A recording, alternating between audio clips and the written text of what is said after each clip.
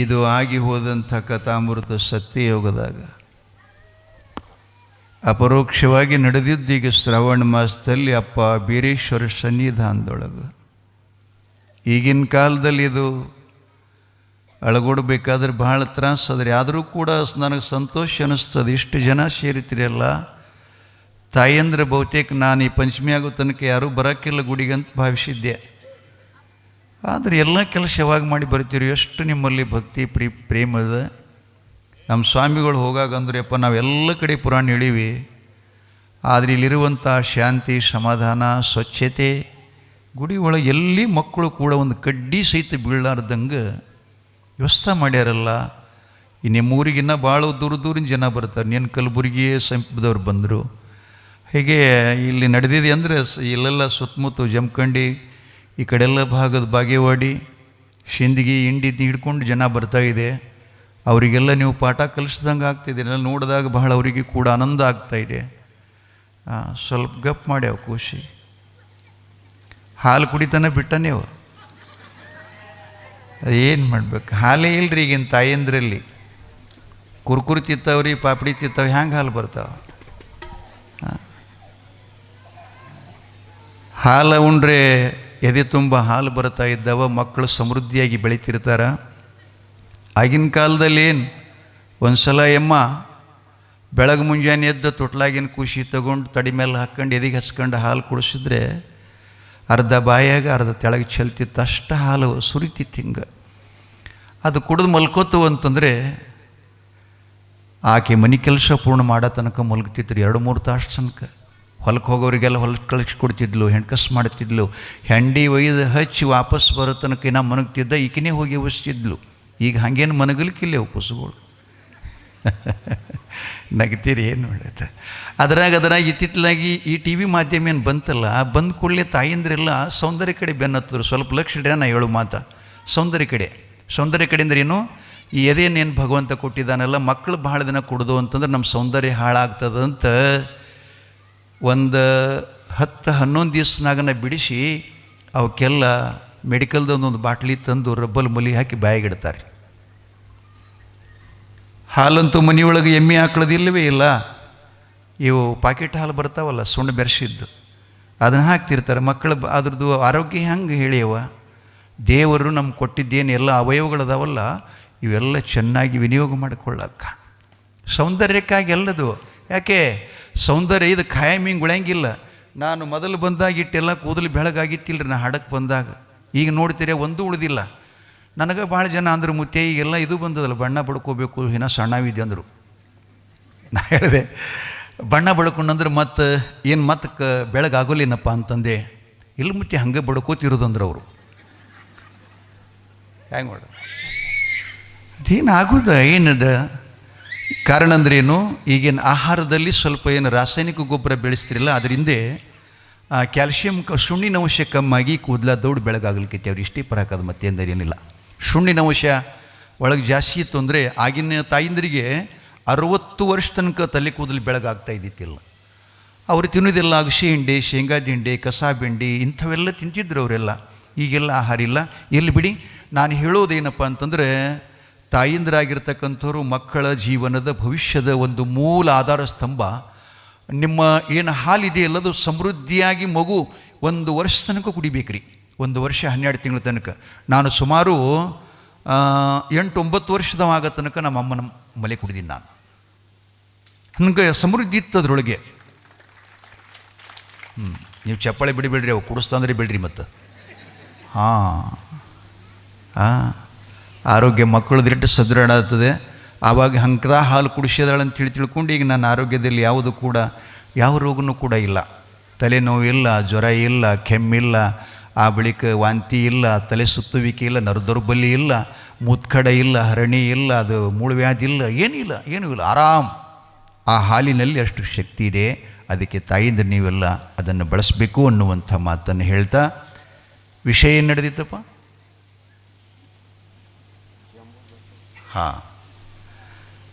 ಜಂಬೂ ಬೆಟ್ಟದಲ್ಲಿ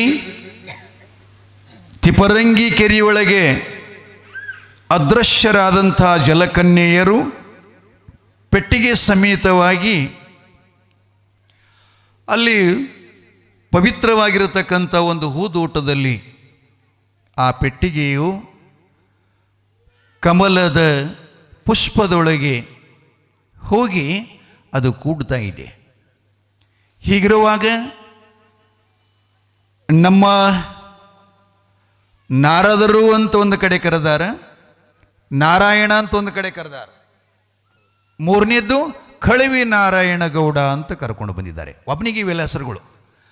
ಆ ಕಳವಿ ನಾರಾಯಣ ಗೌಡರು ಜಂಬೂ ಬೆಟ್ಟದಲ್ಲಿರುವಂಥ ಶುದ್ಧ ಶೀತಾಳ ಮತ್ತು ಅನೇಕ ಥರದ ಪುಷ್ಪಪತ್ರಿಗಳನ್ನು ಹರಿಕೊಂಡು ನಿತ್ಯದಲ್ಲಿ ಕೈಲಾಸಕ್ಕೆ ಹೋಗಿ ಪರಮಾತ್ಮನ ಸೇವಾ ಪೂಜಾರ್ಚನೆ ಮಾಡಿಕೊಂಡು ಬರ್ತಾ ಇದ್ದಂತೆ.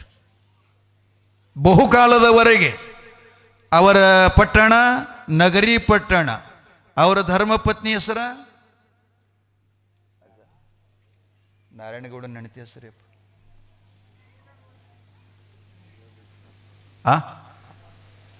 ಪಕ್ಕ ಹೇಳ್ರಿ.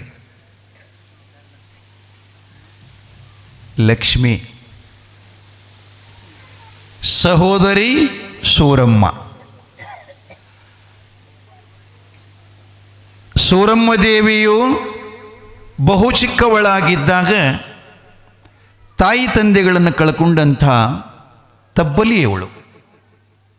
ಹಾಗಾಗಿ ಆ ಸೂರಮ್ಮ ದೇವಿ ತವ್ರ ಮನೆಯೊಳಗೆ ಹೇಗಿದ್ಲು ಅಂತಂದರೆ, ಅಣ್ಣನ ಹೆಂಡತಿಯಾಗಿರತಕ್ಕಂಥ ಅತ್ತಿಗೆಯನ್ನ ಜನ್ಮ ಕೊಟ್ಟ ತಾಯಿಯ ಸಮಾನಳು ಅಂತ ಆಕಿನ ಭಾವಿಸ್ತಾ ಇದ್ಲು, ಆಕಿನ ಪ್ರೀತಿಸ್ತಾ ಇದ್ಲು. ಆದರೆ ಅವರ ಮನೆಯ ಪೂರ್ವದ ಸಂಸ್ಕಾರವನ್ನು ಆ ಯಮ್ಮ ಮರೆತು, ಈ ಮನೆಗೆ ನಾನೇ ಒಡತಿ, ನಾನೇ ಯಜಮಾನ್ಳು, ನನ್ನ ಕೈಯೊಳಗೆಲ್ಲ ಐತಿ, ನನ್ನ ಗಂಡ ನನ್ನ ಉಗುಳು ದಾಟಲ್ಲ ಅಂಥೇಳಿ ಆಕೆಗೆ ದಾನ ಗುರುತಿಲ್ಲ, ಧರ್ಮ ಗುರುತಿಲ್ಲ, ಅತಿಥಿ ಅಭ್ಯಂಗತ ಗುರುತಿಲ್ಲ, ಸತ್ಕಾರ ಗುರುತಿಲ್ಲ, ಅನ್ನದಾನ ಮಾಡೋದು ಗುರುತಿಲ್ಲ. ಮನೆ ಮುಂದೆ ಭಿಕ್ಷುಕ ಬಂದು ನಿಂತ್ಕೊಂಡ್ರೆ ಎದ್ದು ಮನ್ಯಾಗ ಹೋಗ್ತಿದ್ಲಂತ.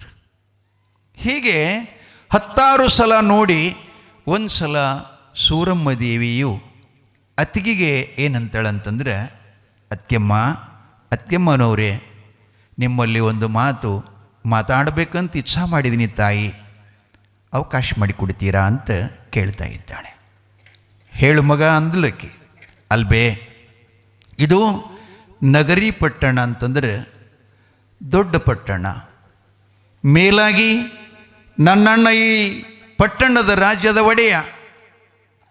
ಇದು ನಮ್ಮ ಪೂರ್ವಜರು ಇಲ್ಲಿ ಹೈನು, ಹಾಲು, ಸಕ್ಕರೆ, ತುಪ್ಪ ಮೊದಲುಗೊಂಡು ಗುರುಲಿಂಗ ಜಂಗಮ ಪ್ರೇಮಿಗಳಾಗಿ ದಾನ ಧರ್ಮಾದಿಗಳನ್ನು ಮಾಡಿ ಅನೇಕ ಪುಣ್ಯಗಳನ್ನು ಪಡ್ಕೊಂಡಿದ್ದಾರಂತ. ಈ ಸಂಪತ್ತು, ಈ ಅಧಿಕಾರ, ಇದನ್ನೆಲ್ಲ ನಮಗೆ ಪ್ರಾಪ್ತ ಆಗಿದೆ.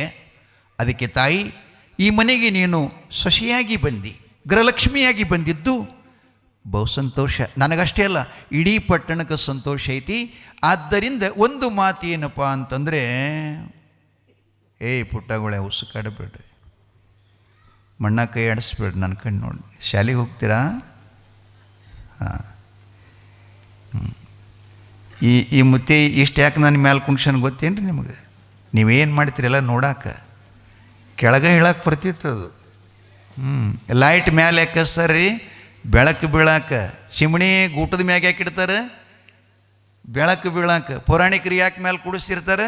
ನೀವು ನಿದ್ದೆಯಾಗದೀರೋ, ಏನು ಪುರಾಣದಾಗದೀರೋ, ಏನು ಮನೆಯಾಗದೀರಿ, ಹಿಂಗೆ ಗೊತ್ತಾಗಬೇಕಲ್ಲ. ಅದಕ್ಕಾಗಿ ಒಳಗೊಂದೊಂದು ನಿಮಗೆ ನಿದ್ರೆ ಬಾರ್ದಂಗೆ ಪುರಾಣ ಕೇಳಾಗ ಮನಸ್ಸು ಏಕಾಗ್ರ ಆಗ್ತಿರ್ತದೆ. ನಿದ್ರೆ ಭಾಳ ದೊಡ್ಡ ಬರ್ತಿರ್ತಾರೆ ಇದಕ್ಕೆ ರೀ. ಅದಕ್ಕೆ ಬರಬಾರದು ಅಂತ ಇವೆಲ್ಲ ಸಮಯಕ್ಕೆ ಸಾಧಿಸಿ ಹಾಡು, ಕೆಲವೊಂದು ನಿಮಗೆ ಹಾಸ್ಯಾಸ್ಪದವಾದಂಥ ಮಾತುಗಳು ಇಷ್ಟೇ. ಏನಂದ್ರಿ ಶಿವರಮ್ಮ? ಅಮ್ಮ, ಇದು ಗೌರವಾನ್ವಿತವಾದಂಥ ಮನೆತನ. ಅಂತಪ್ಪ ಮನೆಗೆ ನೀನು ಸೊಸೆಯಾಗಿ ಬಂದು ಮನೆ ತುಂಬಿಕೊಂಡು ಬಂದಿದೆಯಲ್ಲ, ಅದಕ್ಕೆ ಮನೆಗಳ ಕೀರ್ತಿ ಬರುವುದು, ಕೈಗಳಿಗೆ ಭೂಷಣ ಬರುವುದು, ನಾಲಿಗೆಗೆ ಮೃದುತ್ವ ಬರುವುದು. ಇದು ಎದರಿಂದ ಅಂತ ಕೇಳಿದರೆ, ಒಳ್ಳೆಯ ಮಾತನ್ನು ನಾಲಿಗೆಯಿಂದ ಇನ್ನೊಬ್ಬರ ಮನಸ್ಸಿಗೆ ನೋವಾಗದಂತೆ ಮಾತಾಡಿದರೆ ನಿನ್ನ ಮೇಲೆ ಇಡೀ ಗ್ರಾಮ ಅಷ್ಟೇ ಅಲ್ಲ, ಇಡೀ ಜಗತ್ತನ್ನು ಮುರಿದು ಬೀಳ್ತದೆ. ಎಂಥ ಬಾಯಪ್ಪ! ಇನ್ನೊಂದು ಸಲ ಅವ ಮಾತಾಡ್ಬೇಕಂತ ಅನಿಸ್ತಿರ್ತದೆ. ಒಬ್ಬೊಬ್ಬರು ನೋಡಿದ್ರೆ ಎಬ್ಬೋ ಆಕಿನ ಎದುರಿಗೆ ಬರಬಾರ್ದಂತ ಹಿಂಗೂ ಆಗ್ತಿರ್ತದೆ. ಅದಕ್ಕೆ ಬಸವಣ್ಣವ್ರು ಹೇಳ್ತಾರೆ, ನುಡಿದರೆ ಮುತ್ತಿನ ಹಾರದಂತಿರಬೇಕು, ನುಡಿದರೆ ಸ್ಫಟಿಕದ ಸಲಾಕೆಯಂತಿರಬೇಕು, ನುಡಿದರೆ ಮಾಣಿಕ್ಯದ ದೀಪ್ತಿಯಂತಿರಬೇಕು, ನುಡಿದರೆ ಲಿಂಗ ಮೆಚ್ಚಿ ಹೌದೌದು ಅನ್ಬೇಕು. ಆ ಬಳಿಕ ಮುಂದೇನತನಪ್ಪ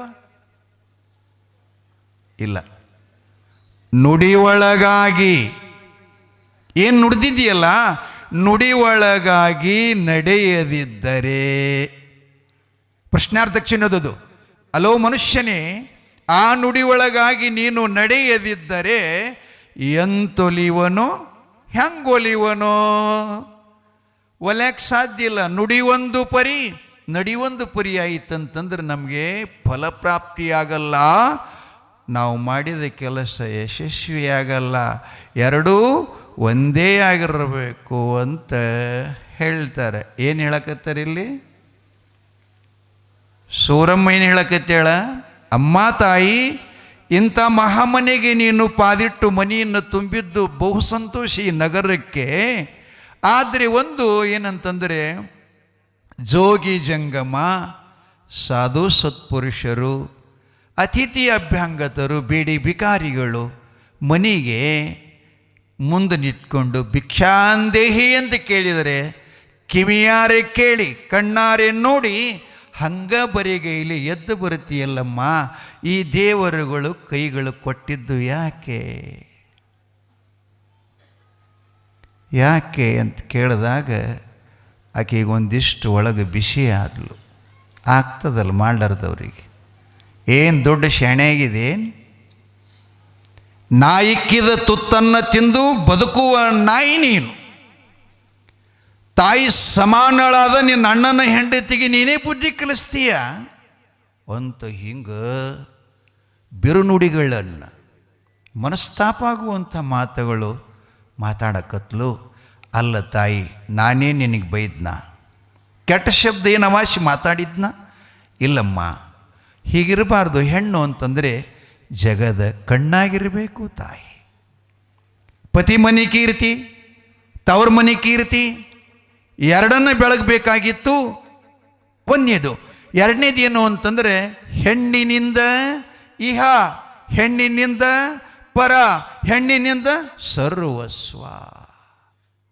ಇಂಥ ಜನ್ಮ ದೇವನು ನಮಗೆ ಕೊಟ್ಟಿದ್ದಾನೆ, ಈ ರೀತಿ ನೀನು ಮಾಡಿದರೆ ಒಳ್ಳೆಯದಲ್ಲ ಅಂತಂದಾಗ ಅಕ್ಕೆ ಎಂದಲು, ಇನ್ನೊಂದು ಸಲ ಇದ್ರ ಬಗ್ಗೆ ಏನಾದರೂ ಮಾತಾಡಿದ್ರೆ ನಿನ್ನ ಹಲ್ಲು ಉದುರಿಸ್ಬಿಡ್ತೀನಿ ಅಂದಳು ಅಂತ. ಆಯ್ತಮ್ಮ, ನಾನ್ಯಾಕೆ ನಿನ್ನ ಹೆಸರು ತೆಗಲಿ, ನಿಶ್ಚಿತಂಗೆ ಮಾಡು. ವರ ಪುಣ್ಯ ಬೇಕಾಗಿತ್ತು ಅಂದರೆ ಇದನ್ನು ಮಾಡು. ಪುಣ್ಯ ಮಾಡಿಲ್ಲ ಅಂಥೇಳಿ ಈಗಿನ ಕಾಲದಲ್ಲಿ ಭಿಕ್ಷುಕರಾಗಿ ಮನೆ ಮನೆ ಅಲದಾಡಿ 3-6 ದಿನಗಳಲ್ಲಿ ಹಳಸಿದ ಪಲ್ಯ, ಒಣಗಿ ರೊಟ್ಟಿಗಳನ್ನು ಕೊಟ್ಟರು ಕೂಡ ತಿನ್ನುವಂಥ ಪ್ರಸಂಗ ಬಂದಿದೆ. ಅಂತಹ ಪ್ರಸಂಗ ಮುಂದೊಂದು ಜನ್ಮದಲ್ಲಿ ನಿನಗೆ ಬರಬಾರ್ದಂತೆ ನಾನು ಹೇಳಿದೆ ವಿನಃ ಮತ್ತೇನಿಲ್ಲ ತಾಯಿ. ಉಂಡುದು ಹುಟ್ಟುದು ಎಲ್ಲ ನಿನ್ನ ಹೊಟ್ಟಿಗಾಯಿತೋ, ಇದ್ದುದು ಎಲ್ಲೇ ಉಳಿತೋ.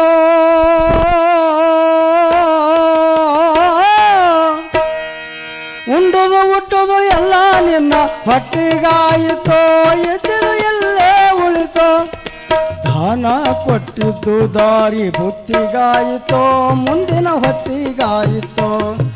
ದಾನ ಕೊಟ್ಟಿದ್ದು ದಾರಿ ಬುತ್ತಿಗಾಯಿತೋ, ಮುಂದಿನ ಹೊತ್ತಿಗಾಯಿತೋ. ಜಲ್ದಿ ನೋಡಿ ಜಲ್ದಿ ನೋಡಿ ಜಲ್ದಿ ನೋಡಿಕೊಳ್ಳೋ ತಮ್ಮ, ಬಂದುದಾವಲ್ಲಿ ಮುಂದೆ ಹೋಗುದಾವಲ್ಲಿ. ಜಲ್ದಿ ನೋಡಿ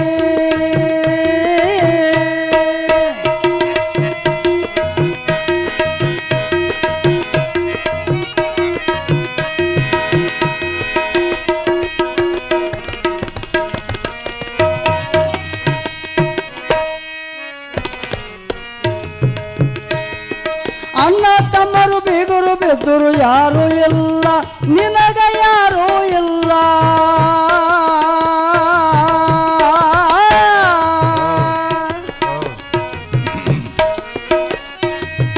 ಅಣ್ಣ ತಮ್ಮರು ಬೀಗರು ಬೆದ್ದರು ಯಾರು ಇಲ್ಲ ನಿನಗ ಯಾರು ಇಲ್ಲ. ತಾಯಿ ತಂದಿ ಜೋಕಿ ಮಾಡಿ ಬಿಟ್ಟರಲ್ಲ ಮುಂದಿನ ಗೊತ್ತೇ ಇಲ್ಲ. ತಾಯಿ ತಂದಿ ಜೋಕಿ ಮಾಡಿ ಬಿಟ್ಟರಲ್ಲ ಮುಂದಿನ ಗೊತ್ತೇ ಇಲ್ಲ. ಜಲ್ದಿ ನೋಡಿ ಜಲ್ದಿ ನೋಡಿ ಜಲ್ದಿ ನೋಡಿಕೊಳ್ಳೋ ತಮ್ಮ ಬಂದುದಾವಲ್ಲಿ ಮುಂದೆ ಹೋಗುದಾವಲ್ಲಿ.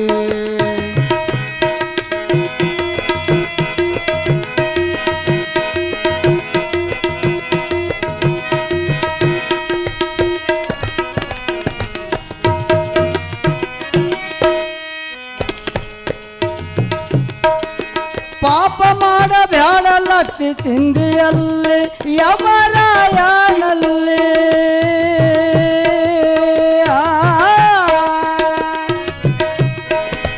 ಪಾಪ ಮಾಡಬ್ಯಾಡ ಝೋಲಿ ತಿಂದಿಯಲ್ಲಿ ಯಮರಾಯನಲ್ಲಿ. ಪುಣ್ಯ ಮಾಡಿದರ ದೊರಕುವದಲ್ಲಿ ಸದಾ ಶಿವನಲ್ಲಿ. ಪುಣ್ಯ ಮಾಡಿದರ ದೊರಕುವದಲ್ಲಿ ಸದಾ ಶಿವನಲ್ಲಿ. ಜಲ್ದಿ ನೋಡಿ ಜಲ್ದಿ ನೋಡಿ ಜಲ್ದಿ ನೋಡಿಕೊಳ್ಳೋ ತಮ್ಮ ಬಂದುದಾವಲ್ಲಿ ಮುಂದೆ ಹೋಗುದಾವಲ್ಲಿ.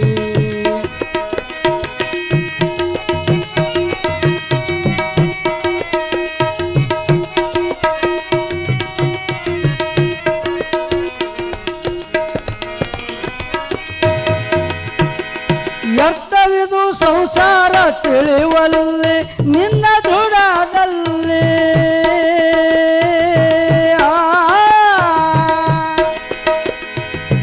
ವ್ಯರ್ಥವಿದು ಸಂಸಾರ ತಿಳಿವಲ್ಲಿ ನಿನ್ನ ದುಡದಲ್ಲಿ.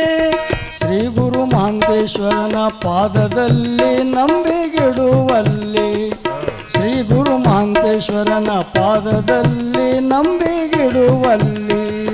ಜಲ್ದಿ ನೋಡಿ ಜಲ್ದಿ ನೋಡಿ ಜಲ್ದಿ ನೋಡಿಕೊಳ್ಳೋ ತಮ್ಮ ಬಂದುದಾವಲ್ಲಿ ಮುಂದೆ ಹೋಗುದಾವಲ್ಲಿ ಮುಂದೆ ಹೋಗುದಾವಲ್ಲಿ ಮುಂದೆ ಹೋಗುದಾವಲ್ಲಿ ಮುಂದೆ ಹೋಗುದಾವಲ್ಲಿ. ಶಿವಸಾಂಬ ಜಯ ನಮ ಪಾರ್ವದೇವತೆ ಶಿವ ಹರ ಹರ ಮಹಾದೇವ. ತುಂಬ ಧನ್ಯವಾದಗಳು. ಜಲ್ದಿ ನೋಡಿ ಕೋರು ತಮ್ಮ ಬಂದುದು ಯಾವಲ್ಲಿ ಮುಂದೆ ಹೋಗೋದು ಯಾವಲ್ಲಿ. ಹೋಗೋದು ಮಾತ್ರ ಖಚಿತದ, ಹುಟ್ಟೋದು ಮಾತ್ರ ಅಶಾಶ್ವತದ. ಶೌರಮ್ಮದೇವಿ ನಗರಿ ಪಟ್ಟಣದೊಳಗೆ ಅಣ್ಣನ ಹೆಂಡತಿಗೆ ಹಿಂಗೆ ಹೇಳಿದಾಗ ಅಕ್ಕಿ ಸಿಟ್ಟು ಭಾಳ ಬಂತ್ರಿ. ಹೀಗೆಲ್ಲ ಮಾತಾಡಿದ್ಲು. ಅವಾಗ ಈಕಿ ತಾಯಿ ಅಂತಾಳ, ಅಮ್ಮ ಇಷ್ಟೆಲ್ಲ ನಾನು ಮನೆ ಗೌರವಕ್ಕಾಗಿ ಹೇಳಿದರೂ ಕೂಡ ಈ ರೀತಿಯಾಗಿ ಅಂತೀಯಲ್ಲ, ಇದು ಮನುಷ್ಯನಿಗೆ ಯಾವಾಗಲೂ ಕೂಡ ಇಂಥ ಅಹಂಕಾರ ಬರಬಾರದು, ಸೊಕ್ಕು ಬರಬಾರದು. ಇಂದಿಲ್ಲ ನಾಳೆ ಆ ಶಿವ ಒಂದು ಸಲ ಅದನ್ನು ನಾಶ ಮಾಡ್ತಾನೆ. ನಾಶ ಮಾಡ್ತಾನೆ. ನನಗೇನಾದರೂ ಮುಂದೆ ಒಂದು ಸಲ ದೇವರು ಒಳ್ಳೆಯದು ಮಾಡದ ಅಂತಂದರೆ,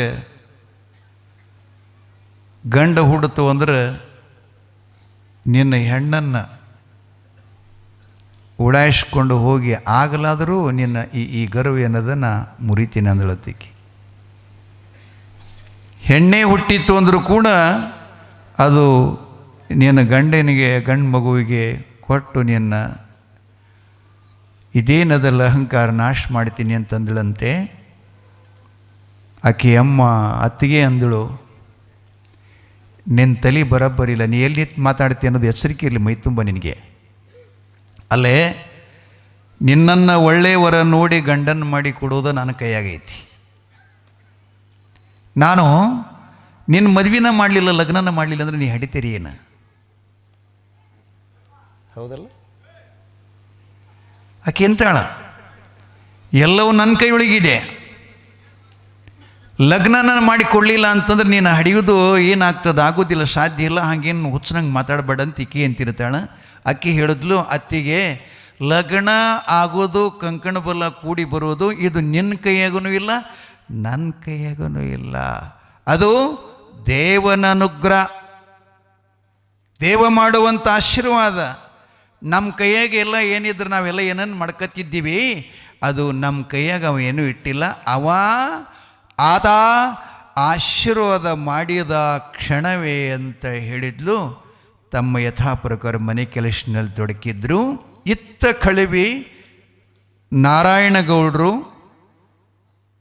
ಜಂಬುದೀಪದಲ್ಲಿರುವಂಥ ಜಂಬು ಗಡ್ಡಿ ಒಳಗಿರತಕ್ಕಂಥ ಅನೇಕ ಪುಷ್ಪಗಳನ್ನು ಹರಿದುಕೊಂಡು ಶೀತಾಳವನ್ನು ತೆಗೆದುಕೊಂಡು ಕೈಲಾಸಕ್ಕೆ ತೆರಳಿ ಪರಮಾತ್ಮನ ಮಹಾಪೂಜೆಯನ್ನು, ಷೋಡೋಪಚಾರದ ಪೂಜೆಯನ್ನು ಅತ್ಯಂತ ಭಕ್ತಿಯುತರಾಗಿ ಆ ಭಗವಂತನ ಸೇವೆ ಮಾಡಿ ಪೂಜಾ ಮಾಡಿ ಅವರು ಓದಂಥ ಫಲಪುಷ್ಪಾದಿಗಳೆಲ್ಲ ಶಿವನಿಗೆ ಅರ್ಪಣ ಮಾಡಿ ಧೂಪ ದೀಪ ನೈವೇದ್ಯ ಗಂಟನಾದ ಶಂಖನಾದ ಎಲ್ಲ ಮಾಡಿ ನಮಸ್ಕರಿಸಿ ಮರಳಿದ. ಆ ಬಳಿಕ ಶಿವನ ಮುಡಿಗೆ ಏರಿಸಿರ್ತಕ್ಕಂಥ ಒಂದು ಕಮಲದ ಪುಷ್ಪವನ್ನು ಕಳಚಿ ಶಿವನ ಬಲದೊಡೆ ಮ್ಯಾಗ ಬಿತ್ತಂತ್ರಿ ಬಂತು. ಆ ಪುಷ್ಪ ಬಲದೊಡೆ ಮೇಲೆ ಬಿದ್ದ ಕೂಡಲೇ ಜಗಜ್ಜನನಿಯಾಗಿರತಕ್ಕಂಥ ವಿಶ್ವಾಂಭರಿ ಪಾರ್ವತಿ ದೇವಿಯು ಆಶ್ಚರ್ಯಚಕಿತಳಾಗಿ ಆ ಹೂವನ್ನು ಕೈಯೊಳಗೆ ತಗೊಳ್ಳೋದ್ರೊಳಗಾಗಿ ಕಮಲದ ಹೂವಿನೊಳಗಿರತಕ್ಕಂಥ ಬಂಗಾರದ ಪೆಟ್ಟಿಗೆಯನ್ನು ಬಿಚ್ಚಿ ನೋಡೋ ತನಕ ಒಳ್ಳೆಯ 100 ಸೂರ್ಯರ ಪ್ರಕಾಶದಂತೆ ಬೆಳಗುವ ಬಂಗಾರ ವರ್ಣದ ಮಗುವನ್ನು ನೋಡಿ ದೇವಿ ಆಶ್ಚರ್ಯಚಕಿತಳಾಗಿ ಶಿವನಿಗೆ ಇಂತೆಂದು ನುಡಿಯುತ್ತಾಳೆ. ಹೇ ದೇವಾದಿದೇವನೇ, ಜಗದೊಡೆಯನೇ, ವಿಶ್ವನಾಥನೇ, ನೀಲಕಂಠನೇ, ಗಿರಿಧರನೇ, ಎನ್ನ ಆರಾಧ್ಯಪತಿ ದೇವನಾಗಿರತಕ್ಕಂಥ ದೇವ, ಇದು ನೋಡಿ ಎಂಥ ಆಶ್ಚರ್ಯ ಸಂಗತಿ.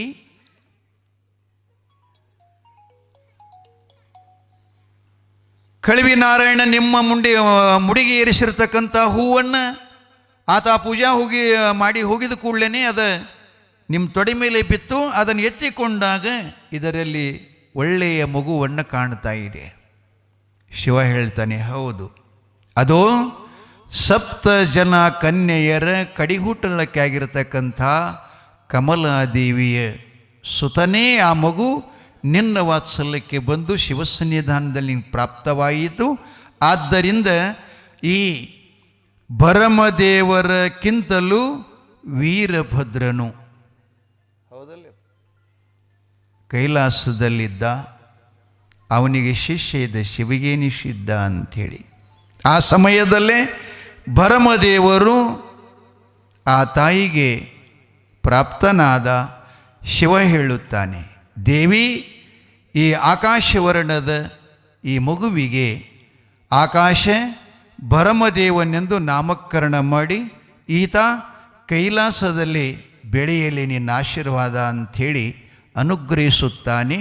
ಆ ಮಗು ಭರಮದೇವನನ್ನು ದೇವಿ ಪಾರ್ವತಿಯು ಕೈಲಾಸದಲ್ಲಿ ತುಟ್ಟೀಲವನ್ನು ಕಟ್ಟಿ ಶಿವನಾಜ್ಞಾನುಸಾರವಾಗಿ ಅವನಿಗೆ ಆಕಾಶ ಭರಮದೇವನೆಂದು ಎಲ್ಲ ಋಷಿಪುಂಗವರ ಗಣಾಧೀಶರ ಎಲ್ಲ ದೇವಗಣಗಳ ಸಮ್ಮುಖದಲ್ಲಿ ಗಂಧರ್ವ ಕಿನ್ನರ ಕಿಂಪುರುಷರ ಮಧ್ಯದಲ್ಲಿ ಆ ಮಗುವಿಗೆ ನಾಮಕರಣ ಹಾಡಿ ಲಾಲಿ ಹಾಡಿ ಮಗುವಿನ ತನ್ನ ವಾತ್ಸಲ್ಯದೊಂದಿಗೆ ಕೈಲಾಸದಲ್ಲಿ ಆ ಮಗನನ್ನು ಬೆಳೀತಾ ಬೆಳೀತಾ ಹುಣಿವೆಯ ಚಂದ್ರನಂತೆ ಬೆಳೀತಾ ಹೋಗ್ತಾ ಇದ್ದಾನೆ ಅಂಥೇಳಿ ಪುರಾಣದಲ್ಲಿ ಬರ್ತಾ ಇದೆ.